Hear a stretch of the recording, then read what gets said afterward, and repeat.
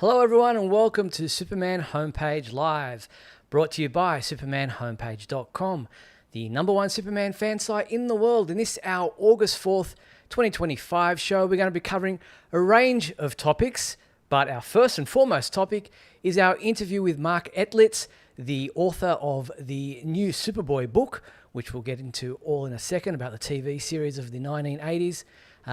More on that in a second. But joining me, as always, my two co-hosts, Michael Bailey. Hello, Michael. Hey. And Mark Lax. Hello, Mark. Gentlemen. How are we today? Home tonight? Doing good. All Good. right. Looking forward to talking about the most forgotten piece of Superman media ever. Yes, indeed. We'll get into that in a second. Sorry, I'm out of breath. Just had to run from the front door. Got a delivery right just as the show was about to go live. So it's this like typical timing, as always, is everything. And yeah, it is what it is. But just catching my breath. We've got to get some like housekeeping stuff out of the way. Tonight, as I said, we're joined by Mark Edlitz, and we'll be able to take questions from some of the fans who are watching us live. And if you are watching us live, we sometimes take live callers, but tonight, because we've got the interview and all that kind of stuff, we're not going to be taking live callers, but you still can participate in the comments. We are live on YouTube, Facebook, and Instagram tonight. So if you are watching us live tonight and you would like to ask a question, have your say, make a comment, the three of us can see what you're having to say. We can relate any comments or questions you might have tonight as the show goes live. So feel free to participate. But we also want to thank our sponsors and our patrons, our Superman champions, Douglas Meacham, John Patrick Van Pelt, Tina Murray, Rick Schutzow, and Jamie Klingensmith. Thank you so much for making this show free for everyone. We really appreciate your support. And if you'd like to join those fine folks and be a supporter of the Superman homepage, then all you have to do is go to patreon.com/Superman homepage, and you too can have your name read out at the beginning and end of every show. Also, if you are watching live, now is a great time to give us a thumbs up, a like on whatever platform you're on. Helps the algorithm let people know that people are watching the show and that they are missing out, so they might want to tune in themselves. So make sure you do that right now if you are watching on any of those streaming platforms that I just mentioned. But without any further ado, unless you guys have got anything you want to kind of relate to us, Michael or Mark, before we start? Nope, let's get going. Let's get into it. All right. So Let's do it. tonight, we are joined by Mark Edlitz. Welcome, Mark. Hey, thank you so much for having me. I'm thrilled to be here. Thank you so much for joining us and for making yourself available to talk about your new book, the Superboy. So it's Look Up in the Sky. It's the Superboy, the Forgotten series. A lot of people, especially watching this show, will be going, well, it's not that forgotten. We know about it. But for the most part, people out in the public who are general Superman fans, not necessarily as into it as we are, would be like, oh, there was a Superboy TV series? I didn't know about it. But before we get into asking you all about that and about the book itself, can you give us a little bit of a background about yourself, for who you are, your origin story? I could give you my superhero origin story and my Mark Edlitz author story. This is my 7th book. My first book was called How to Be a Superhero, and that book is interviews with actors who have played superheroes over the past 7 decades or so. So it was Adam West, it was John Shipp. It was not the most necessarily the most popular actor or the most famous actor, but so it wasn't Tobey Maguire, it was Nicholas Hammond from the 70s Spider-Man. It wasn't Edward Norton or Eric Bana as the Hulk, it was Lou Ferrigno, and so on and so on and so on. And so it was just a lot of interviews with all these actors who played superheroes. And I think probably the most number of interviews in that book were with people who were Superman related. So, Tim Daly, John Newton, who played Superboy, Helen Slater, Supergirl, and on and on and on. And then I've written 4 books on James Bond. One, I guess the most popular one is called The Lost Adventures of James Bond. And that's about Timothy Dalton's unmade 3rd and 4th Bond film. And then the other book I'll just briefly mention is called Movies Go Forth. and that is subtitled Fourth Films and Fantastic Franchises. And that book is about if you look at a popular movie franchise and looking at their fourth movie, so Superman 4, Batman 4, Jaws 4.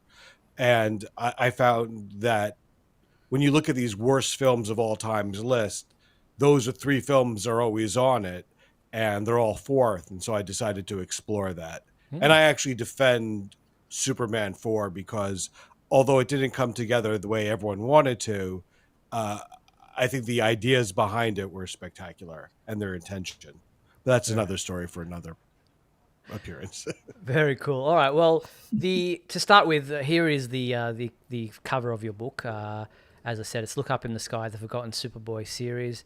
The introduction to your book notes that many people, including those who worked on the show, often asked you why dedicate a book to Superboy. Beyond the reasons you briefly outline in the author's notes in the book, what was the most surprising or insightful answer you received regarding the show's significance during your extensive research? In terms of why I thought it would be a good idea to write this book. So I didn't understand the circumstances under which the show was made or how it even existed in the first place or what they were trying to do or what they anticipated they could do. So I think 70, I don't know what percentage of people tuning in are hip to Superboy. If you're not, let me briefly say that in the late 80s and early 90s, there was a TV series called Superboy, later retitled The Adventures of Superboy, that ran for 4 seasons and 100 episodes. The first season, John Newton played Superboy, and it took place at college or university. And then the following 3 seasons took place with Gerard Christopher playing Superboy. The second season was at the university, and then the third and fourth were at the Bureau of Extra Normal Matters, which was sort of an X-Files before X-Files. Mm-hmm.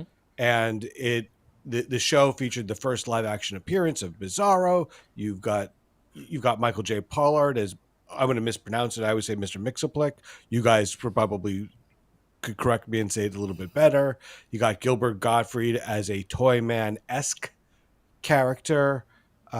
You've got George Lazenby as Superboy's dad, and you've got Ron Ely, who played Tarzan, as an older Superboy. And the show was written by a lot of comic book writers, and it was presented by Ilya and Alexander Salkind, who, as everyone knows, did the Superman movies, and the costume is based on Christopher Reeve's Superman outfit. So it's sort of a quasi spiritual prequel. The writers were always suggesting in their mind that these are the events that happened to Clark Kent before he grows up to be Christopher Reeve's Superman. And Ilya Salkind wanted John Newton to play Superboy in keeping with Christopher Reeve's interpretation of Superman / Clark Kent. Very I'm sorry. You were about to say something, please. No, I was just going to say that. Thank you for that recap, because there would be people who might not necessarily know, what encapsulates this TV series. Yeah, I mean that's why I called it the Forgotten Superboy series, and I got some pushback from Superboy fans, and I completely get that, because those fans are correctly saying we've never forgotten it. We're hip to the show. We've seen every episode. But I even posted something about it in a Smallville Reddit, and which obviously Smallville covers similar ground as Superboy, and most of those people were not familiar with the show. So it as I don't remember if it was Mark or Michael or Steve who said it. It's the most obscure corner of Superman media, arguably.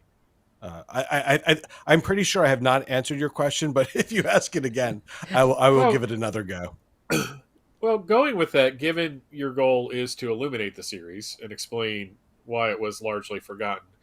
What do you believe is the single biggest reason Superboy has remained so obscure compared to other Superman adaptations, especially considering it had a 100 episode run, an initial rating success, at least in terms of syndicated television? So that's a good question, and it's a longer. The answer actually takes a book to sort of put in context, but the shortest answer, and the one we'll go with for the second, is that it was never properly syndicated. The whole goal of the series, was to syndicate it. So the series was produced by Viacom and was syndicated. Excuse me, it was first run syndicated television. And so what does that mean? It means that it wasn't on one of the networks. It wasn't on ABC, NBC, CBS, or even Fox. It was sold to individual territories, city by city, station by station. Now they were able to group sales, so it wasn't just one at a time. But that's sort of essentially what it was. And Viacom put, contrary to popular belief, put a lot of money into the show, and as each season went on, they even put on more. The first season is the least amount of money that they spent, and they said this show hasn't come together exactly what we'd like it to yet, but we're going to put more money in it and really support this property because we need to, and we Viacom know that you can't do a Superboy show on the cheap, which I found surprising. And not only did Viacom tell me this, but some of the producers who worked on the show also told me this. Anyway, so Viacom's whole goal was to make 100 episodes and then start syndicating it.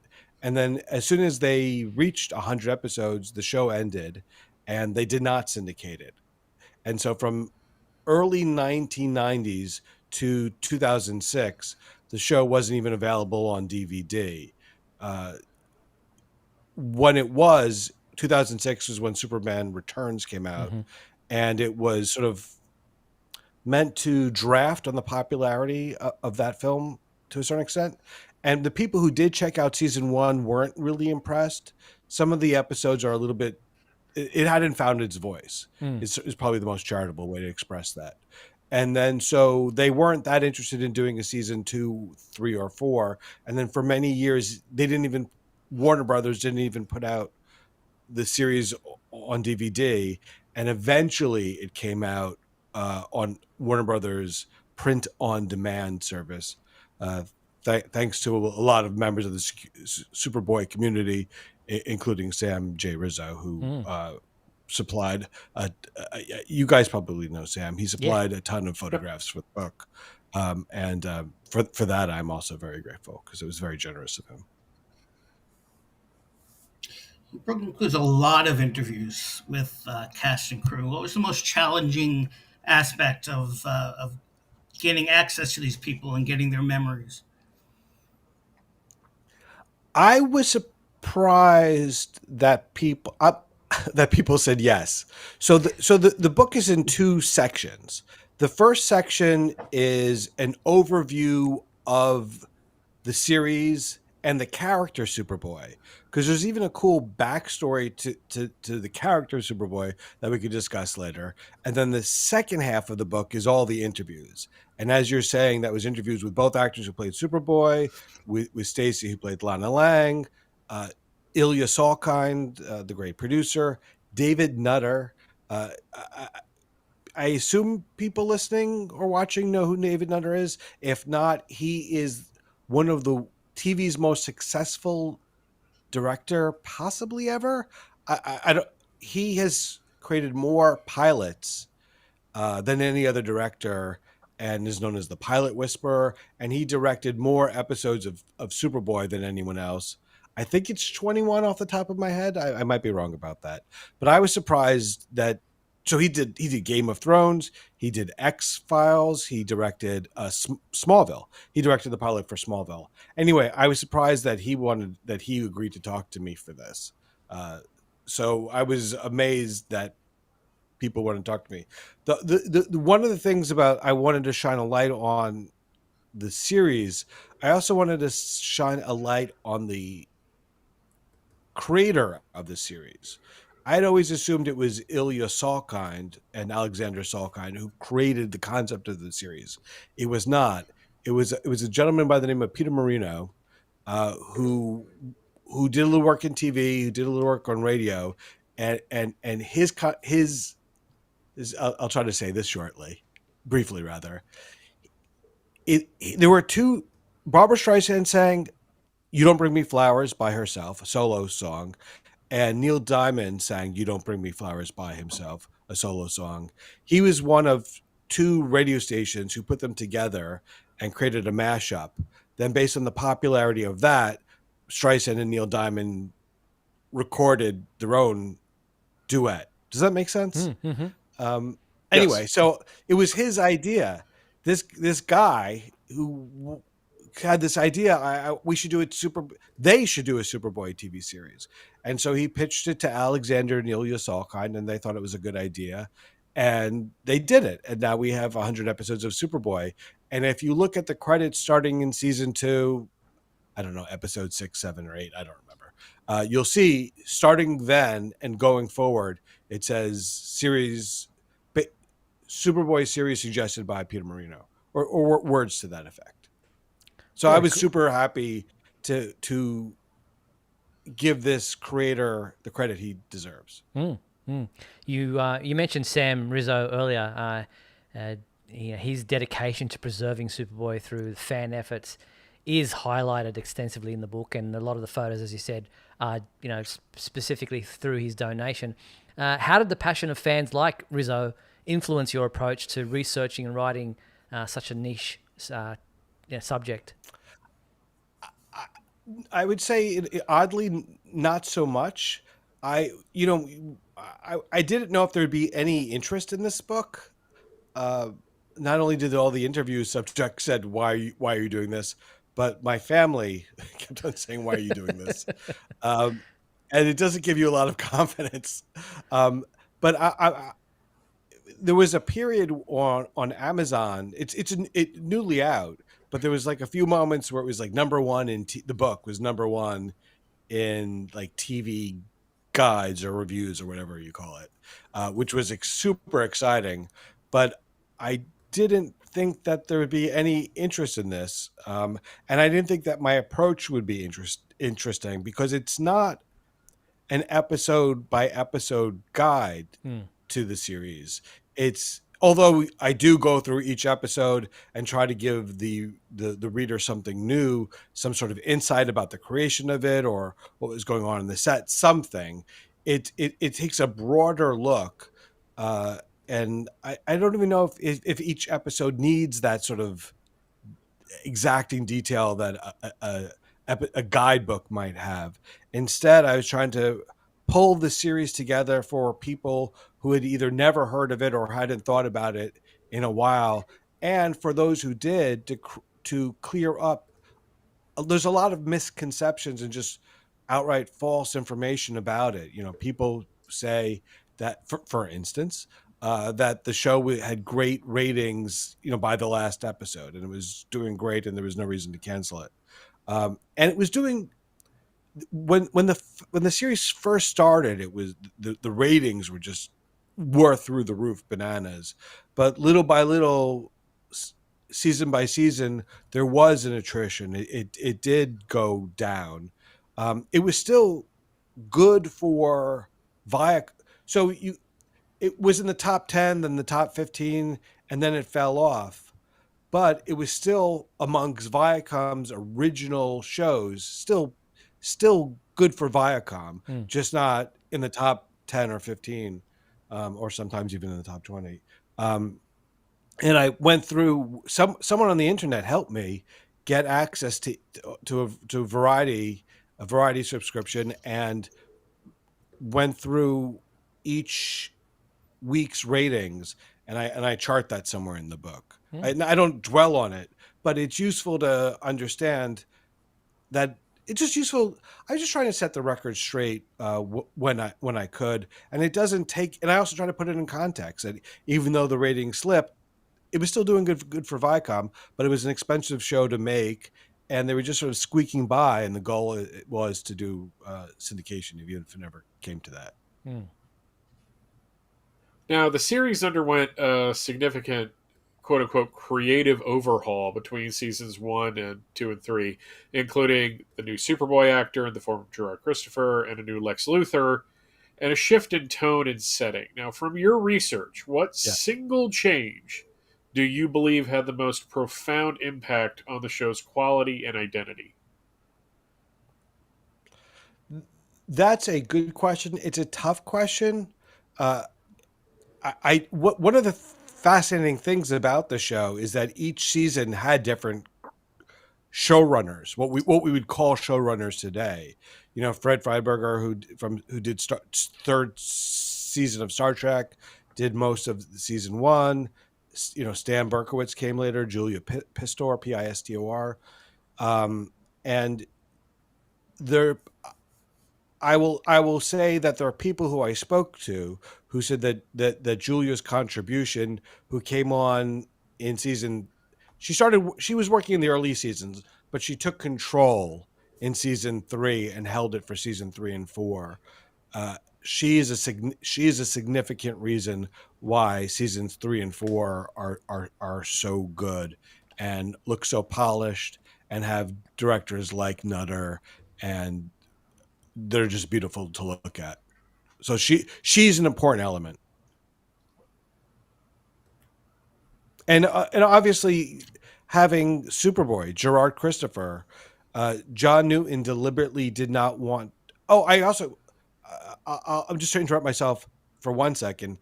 I also wanted to clear up the circumstances for John Newton's departure. Mm-hmm. Please do. I didn't anticipate getting into it in the book, but after I discovered it, I wanted to clear it up. But in terms of John Newton deliberately did not want to do a Christopher Reeve imitation, and Ilya Salkin did not like it. That's not why John Newton left. But Gerard Christopher came in and embodied Superboy in such a way that was arguably more in the spirit of what people were looking for at the time. And he's very good in it.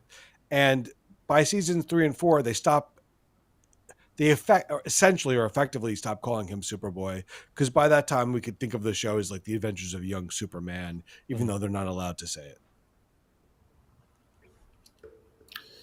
They say that the budget was very tight. What ways do you think they got around of doing some clever scenes and clever things that they could do with that low budget that you would say, wow, that's amazing. That's how did they do that? So that's a good question. One thing that all shows do to catch up on their budget as the season goes on is a bottle episode. And as most people might know, a bottle episode essentially takes place on one set. You know, the Incredible Hulk on an airplane is sort of a bottle episode. And some of the best episodes of Superboy are bottle episodes. One of my favorite is Lex and Superboy caught in a kryptonite mine together, and they have to work together, and neither of them likes the other, clearly.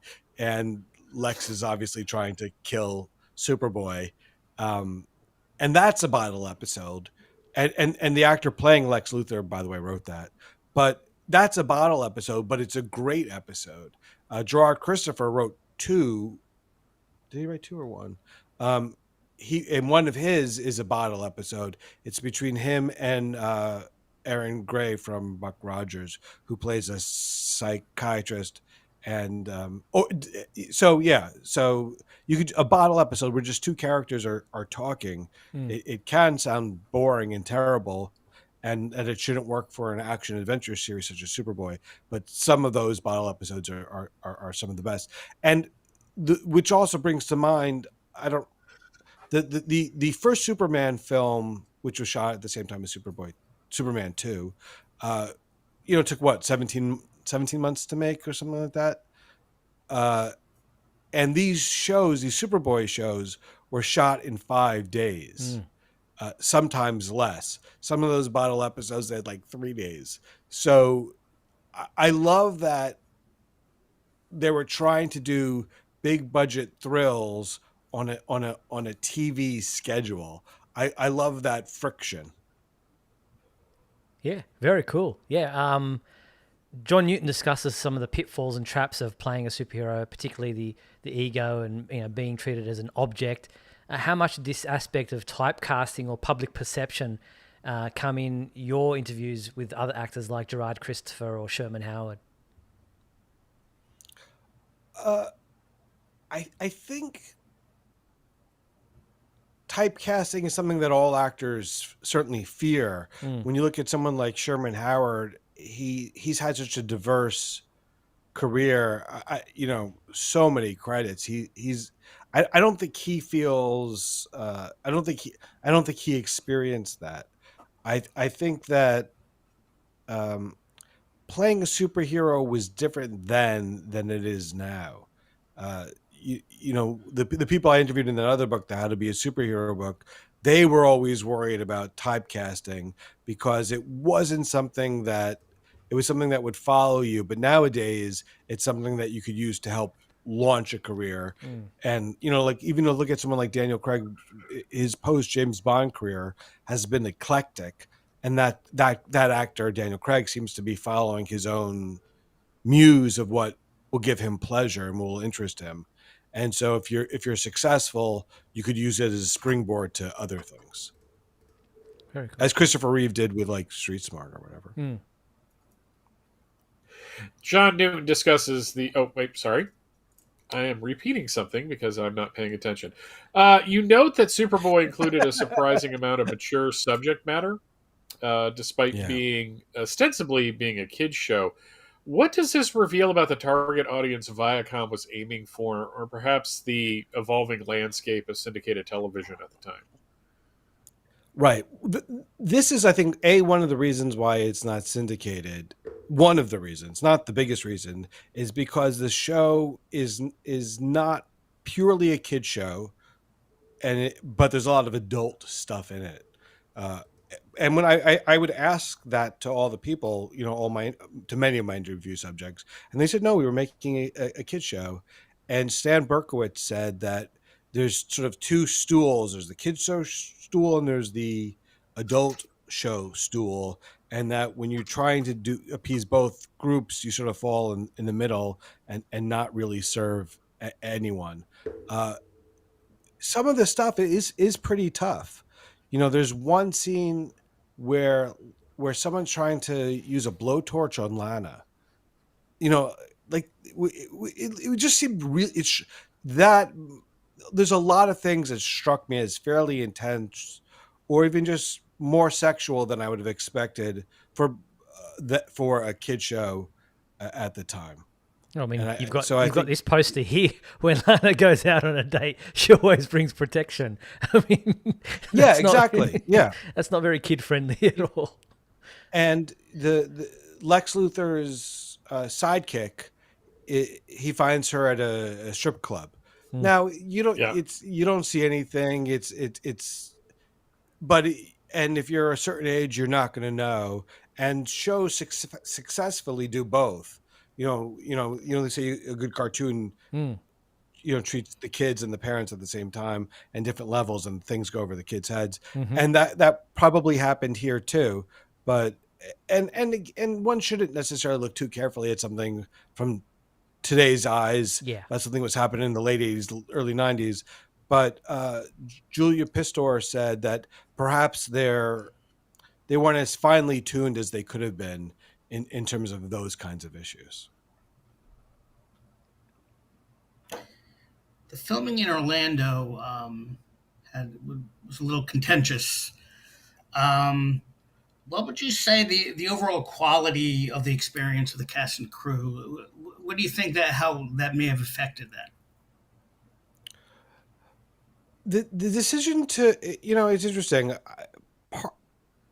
It was shot in Orlando at Disney and Universal, and it was an early show to do so. And a lot of the people who were working on the show came from New York or California. The Superman flying people, the people who did the Superboy flying rigs, all came from the movie, so they were not local. Uh, but one of the what someone told me about the actors was they could always find good actors for the part, but if that actor got sick, the substitution might not be a perfect match. And the way that they handled that was that they would tend to rehire actors for many times. So sometimes you'll see an actor has appeared as playing different characters, 3, 4, 5 times. So that was one of the ways that impacted it. So in the book, Mike Carlin mentions that DC Comics' strict character guidelines and their initial resistance to using certain Superman villains in Superboy impacted on the show. How much do you think that DC's oversight both restricted and in some case maybe surprisingly improved the creative direction of the series? Right. That's a good question. You'll get conflicting opinions on that. There are some people who contend that DC wanted to kill the show, that they didn't approve the scripts, and that's reported because that's what they told me. That's their what they said was their experience. And then there are other people who say no, including people at DC who said no, we really liked the show. We thought it added value, and we looked to improve it. And when the comic book guys, the writers, the producers, the DC came in, the show improved. The first 13 episodes shot, although not necessarily aired, were crime stories, evil developer, that kind of thing. And when they brought in people like Carrie Bates, the show got better. When they brought in Mike Carlin and Andy Helfer, the show got better. And Stan Berkowitz, who was a head writer, who did all these, who did every DC animated series except for the original Batman the animated series. He was a writer. When you listen to these guys talk, they all valued their experience and try to do the best within the confines of the difficulties of working on a TV show in 5 days. Yeah, a lot of the first season's episodes could have been episodes of the A Team. I like to joke because they just had that same vibe to it. So now, unlike those episodes, which actually I tend to like still for what they are, but you highlight episodes like Mindscape and Know Thine Enemy, which I think is one of the most popular episodes among fans, as particularly strong. What common elements or creative approaches define these standout episodes to you, and how did they push the boundaries of what the syndicated Superboy show could achieve?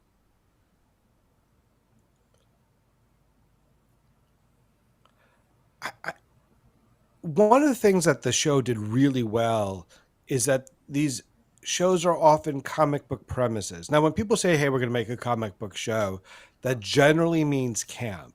That generally means we're not going to take it seriously. That generally means over the top acting. That is not what I'm saying here, because that's not the case. Instead, they would take comic book premises, which, and to me, a comic book premise at that period was something that you could put on the cover and you would understand what happened. Superman loses his power, or Superboy loses his power, Superboy loses his memory, Superboy gets exposed to a kryptonite that gives him a different power, Superboy stops being Superboy. So you have an easy to understand premise, and the fun is watching that premise unfold in expected and unexpected ways. And the show was really good at doing that. Really good at doing that. And the other thing it did uh, is there's so much empathy. I mean, there's so much, like the episode where Superboy enters Lex Luthor's memories and has to live through them. He doesn't. It doesn't uh, absolve Lex of his responsibilities of being an evil genius, but it provides an understanding. And a lot of these episodes are little morality tales, and they're really good at that. So empathy, there's just like, I think James Gunn was saying that was a part of what he wanted to bring into the Superman film we just saw. Um, and I think it's present in all these episodes of the Superboy series. In the book Superman: The Secret Years, the miniseries, what influence, if any, did it have on the show as far as being Superboy? No one brought that up. The comics that people would bring up the most were the Superboy stories that they read when they were a kid. A couple of people brought up the Superboy story where he's playing baseball, in all the positions. So that it was sort of the classic Superboy stories that were brought up more than anything else. Very cool. And one of the things Yes. that that I'll only briefly talk about is the creation of Superboy. I didn't intend to get into this, but you go, oh, well, the show is about Superboy. Well, who is Superboy? Well, Superboy is ostensibly Clark Kent in his younger years. Okay, we get that, but who created him? And it when Jerry Siegel pitched Superboy to DC, they said no, thank you. Then a few years later, Siegel pitched Superboy again, and this time they didn't even say no, thank you. They just didn't respond. And then when Jerry Siegel was at war, when he was serving the country, they published the first Superboy comic based on his script. And so when he learned of it, he was understandably upset, and that's where some of these lawsuits came into.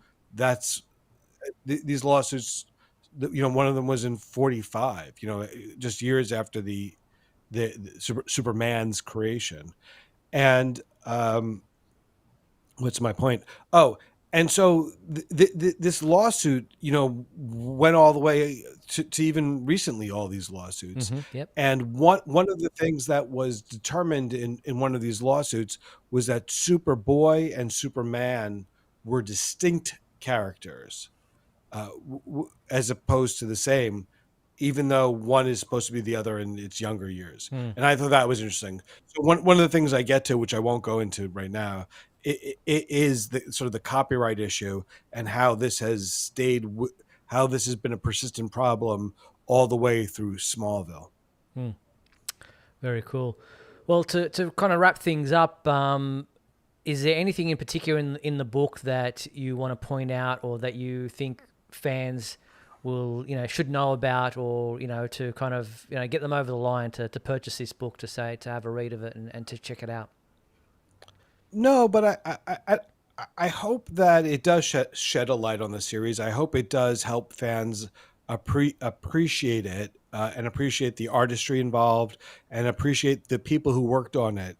Because my impression is that they put a lot of heart into it, into creating it, and I when I was speaking to them, I felt the care and for the series that they all had. Well, The Mark, care and love. yeah, thank you so much for coming on to talk with us tonight about your new book, Look Up in the Sky, the Forgotten Superboy series. Where can fans follow along with what you're doing? Where can fans buy the book? How would you like them to kind of follow on from this interview to check out more of your stuff?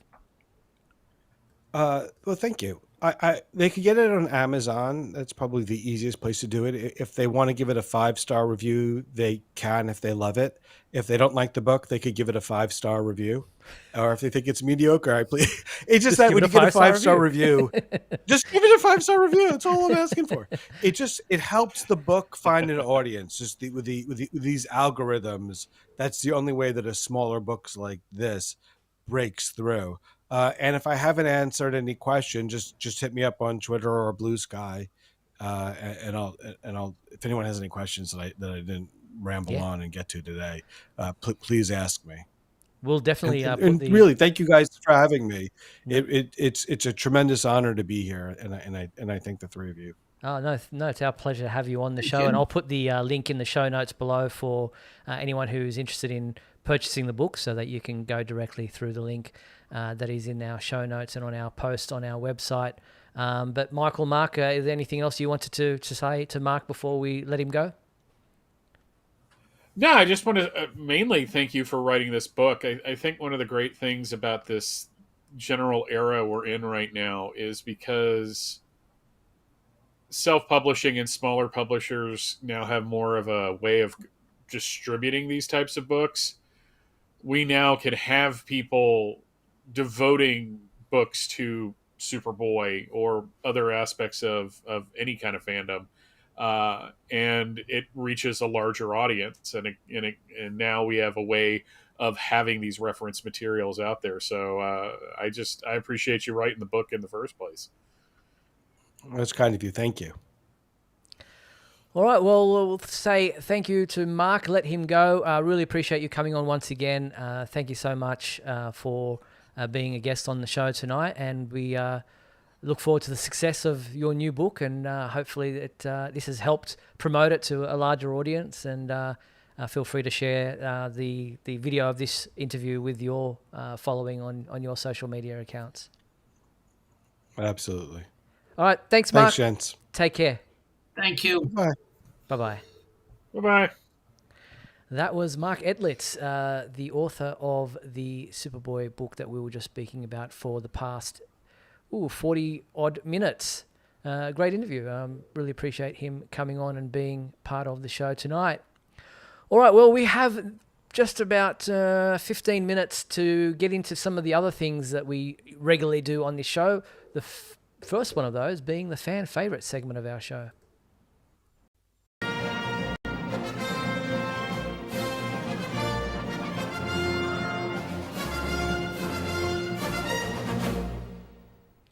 All right, the fan favorite question from this past week was, who is your favorite character from the new Superman film? And we had a few people respond. Let's go through those right now. Yeah, JP Rocha wrote in, and I'm going to sanitize this just a tad, just in case Steve decides maybe we shouldn't. My favorite character from the Superman movie, including Superman himself, is Mr. Terrific. Yeah, I liked him better than Superman. After all, he is the GD Mr. Terrific. Nice sanitizer. Very good. Well done. Fayette Linegrad, and I apologize if I am saying that wrong, wrote, Mr. Terrific was my favorite character that was not Superman in Superman 2025. Ever since seeing Mr. Terrific on Justice League Unlimited, I loved his look, so seeing him on the big screen filled me with joy. Very good. Thank you, Fate. Next up, we had Lorenzo Valdez, Hot Take. He came up with Mr. Terrific as well, was my favorite character. That was not Superman. Sorry, that was right. Sorry for giving Michael such a mouthful to pronounce last week. I don't anticipate that being an issue with my fan answer this week. My favorite character in James Gunn's Superman, other than Superman himself, is Lex Luthor, which is there. Lex Luthor, just in general, in the Superman mythos, is my third favorite character behind Lana Lang, number 1, and Superman, number 2. Wow. But he rises to number 2 in James Gunn's Superman because, unfortunately, Lana isn't in the film. Specifically with this iteration of Lex, I loved how both Gunn wrote the character and how Nicholas Hoult portrayed him. Hoult brought the intensity that I crave from Lex Luthor's portrayals and his dialogue, particularly towards the end of the movie, especially him screaming, "Brains beat brawn," was super compelling. I tremendously appreciate this Lex having so much passion for and belief in the importance of the heinous acts he's perpetuating that even he cries when his plans are foiled. James Gunn? Well, he said this on social media. I should stipulate he didn't reply. Okay. He didn't reply to our fan favorite question specifically, but I think he must have been watching our show or listening to our show because he came up with an answer on social media. Yep. That's what when people ask, James Gunn wrote on social media in a very legally binding way. When people ask me my favorite character from Superman, it just might be Mr. Handsome. Lex created Mr. Handsome in a petri dish when he was 12. He was trying to make a human. He didn't come out so well, but he just might be the only one in the world Lex has any true sentiment for, as evidenced by the photo on his desk. Our Mr. Handsome was portrayed by the wonderful Trevor Newland. Okay, one, I didn't know this character had a name. Yeah. No, neither did I. And two, like, there is so much going on with this Lex Luthor that is not in this movie. Yeah, it's like it's unsaid, unspoken. Very cool. Yeah. There you go. Wow. Okay, Mo Walker wrote, "Hope all is well in your various fortresses of solitude. Writing to share my favorite character from the new Superman film other than Clark. I was enamored with Nathan Fillion's portrayal of Guy Gardner. Felt as if Fillion was channeling the version of Guy from Keith Giffen, Jim DeMatteis, and Kevin Maguire's era of Justice League. Plus, I have been a fan of Fillion since he was on the daytime soap One Life to Live back in the 1990s. Well, thank you, Mo. And last off, we've got Ryan Ignatius Pratt, who said, "My favourite character for the new Superman film, other than Superman, would be Lois Lane. There were several standout characters, most notably Krypto and Mr. Terrific, and a case could be made for either as stealing the show at certain points. But for me, Rachel Brosnahan really shone as Lois. She probably ties Margot Kidder for my favourite cinematic Lois Lane, and thus would share the bronze medal with Margot for my all-time favourite live-action Lois, with Terry Hatcher and Erica Durance taking the gold and silver respectively. I felt that Lois's character was very well written in James Gunn's Superman, and that Rachel wonderfully brought the appropriate degree of energy and depth of performance to the character that Lois required." Well, thank you, Ryan. And just to finish off, got a response to my whole ice cream thing from last week. And Albert wrote, wait. One thing is to prefer a Superman version over another, but not liking strawberry ice cream? I'm unsubscribing instantly. Nah, just kidding. The problem with the Neapolitan ice cream haters isn't that they're trying to impose their preferences to the rest and insult them for liking other flavors. It's that they're trying to cancel and eliminate those flavors altogether. They only want everyone to eat strawberry ice cream, and that's the bad part. Well, thank you so much. Very well said. Okay, I let it slide last week because here we go. just had so much to go through. Strawberry ice cream is amazing. I just now I get in like the Neapolitans because it's usually not like the best strawberry ice cream ever, and really you're not getting the best of either vanilla or chocolate in Neapolitan either. So I'll give you that, but man, like a good strawberry shake, like there's a brand here in the States called Tillamook that has the best strawberry ice cream on the face of the planet. So I have to stand up as the one person on the show, apparently, that likes strawberry ice cream. So, No, strawberry. Getting heckled, Michael. You're getting You're heckled. going to use it again. Strawberry ice cream is my favorite ice cream. oh, okay. Sorry, you were making some noises, and I was just like, okay. Apparently, Mark doesn't. No, like I was either, going like, okay, oh man, I love it. it. Everything you're saying. Oh, it's my favorite ice cream of all time. Oh, you're laughing now. Not me. Hey, I'm just pressing the buttons. Don't blame me. No, it's just the crowd that we. Just... Apparently, the Superman homepage live is recorded in front of a live studio audience. So, it's studio audience. I didn't know that. Very good. All right. Okay, moving on. Thank you so much for those fan favorite question responses. Our new fan favorite question for this week is, who is your favorite villain in the new Superman movie. Of course, you can put Lex in there if you want. We stipulated, other than Superman for this week's question. But, if you want to go with Lex, go for it. But there are quite a few other villains in there in this movie.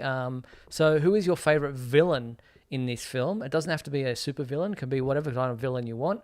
Get involved in the fan favorite question. The email address is on your screen right now. There it is, info@supermanhomepage.com, info@supermanhomepage.com. Get involved. Who is your favorite villain? Let us know, and we'll get to these answers next week. All right, a few things that I wanted to touch on before we wrap up in the last 10 minutes of this episode. I want to touch on some of the things that have happened this past week. So the Superman film is doing really well still at the box office. And it's, one of those things that people like to debate, which film is doing better at this point in the time. And one thing that I put on on our website that a lot of people don't like to, when they want to talk about inflation, for inflation, if you take, but they don't take into account the inflation that goes with the cost of making the film. They only go into looking at the cost of the box office. So it's kind of, you got to compare apples with apples, but whatever you think, it's doing really well. It's crossed over 550 million worldwide, like in general. It just continues to go really well. And there are people who I speak to who are like, what did you think about it? And I go, yeah, I really enjoyed it. I haven't seen it yet. I'm thinking of going to see it this weekend. So there's still people out there who haven't seen it, but they should be quick because I believe it's coming to home video at the end of this month. The thing about the inflation thing is that I look at it kind of like, let's take pro baseball, for example. Home run records, have increased over the decades of the game. And it's because people playing in the 40s were different types of athletes than those playing in the 80s or 90s or etc. Correct. So when you say, adjusted for inflation, it's a false comparison because ultimately it doesn't matter. That's what the movie made. It's not like when inflation happens, you go backwards in time and suddenly the people who make the money, the movie get more money out of it. No. It's just that's the money that they made at the time. Exactly. You've got to take into account the economy. You've got to take into account, things like post-COVID. There's so many different factors. You can't just compare. Maybe you can compare ticket sales. That could be one way of going, but not necessarily box office takings. Yeah, but that's the sexy number, right? That's the one that everybody likes to quote because and then we get into the whole argument of like second week drops and what that counts and what that doesn't count, and it's just I'm exhausted. And James Gunn kind of spoke to us about that he was writing a sequel, but everyone thought, he's writing Superman 2, and he said, no, let me clarify. It's still the movie that I was always going to make that Superman is kind of involved in, but it's not it's not Superman 2. So, it is what it is, I guess. He's had a plan in place. I know we would love to see just a direct Superman 2, but that doesn't seem to be what he's going with next. It doesn't mean it won't happen. It's just right at this moment. That's not the movie he's writing next. Yeah, exactly. So as I said, some kind of Justice League movie. I don't know. Yeah, there's very strong word that the home video release of Superman will be in the late 25th, 26th of this month. There was some talk it would be on the 15th. And James Gunn's like, no, that's not happening. But he has today revealed that he is actually recording the director's commentary. This is the image he posted up on his Threads social media account, asking fans for any questions they might have about the film. And I saw somebody asking him about whether the imp that was referenced was actually Mr. Mxyzptlk when he's in the apartment having a chat with Lois, and that's going on in the background outside. I asked him if we can clarify whether or not Ultraman indeed survived going through the black hole, because a lot of people think that's a sticking point, that Superman killed Ultraman. We've spoken about that here on this show. So, James Gunn currently recording the director's commentary for the home video release of the film. Yeah, it seems a little too I almost feel it for home video. Michael. Okay. We're talking over each other again. You think we would have this down? Um, no, my point is, it's like he's given away so much. Why? Like, is he just going to read his tweets? And I'm not saying that like snarkily. I'm not really. No, I know. It's just he's been really good about behind the scenes stuff. That I'm kind of wondering what the commentary is going to be like, because it's just like maybe just a lot about of the making of. Which, speaking of, there are quite a few videos out there at the moment. The stuntman for for David Corenswet, Justin Howell, put up this on his social media accounts.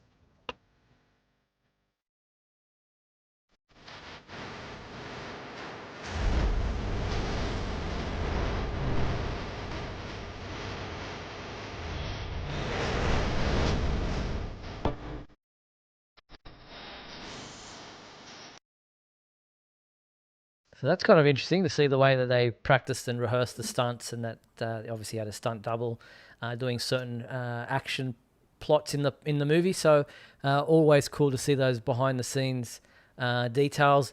And there was even a behind the scenes thing on the Lilith Studios where they filmed, all the background scenes. They were obviously shot on location, what have you, and then put up on the big screens.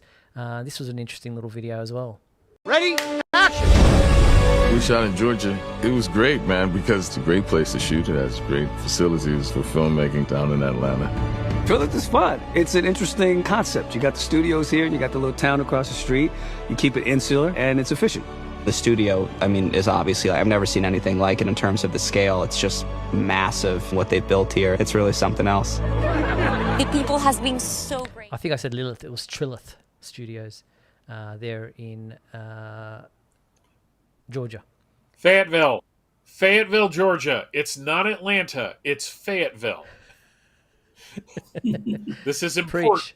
Yes, it is very important. And then there's other videos that we've got up on our website about the behind the scenes of making Lex Luthor's Pocket Universe and stuff like that. So definitely worth checking out some of these videos on the website. So definitely check those out. There's a little behind the scenes video interview with John Cena talking about his cameo appearance as Peacemaker during the Superman film that you might want to check out. But I do want to announce here before you leave tonight, next week, the plan is we've got it locked in. Neva Howell, who plays Ma Kent in the new Superman movie, will be our guest right here on Superman Homepage Live next Monday night, August 11th, 7:30 p.m. Pacific time. So if you have any questions, send them through info@supermanhomepage.com.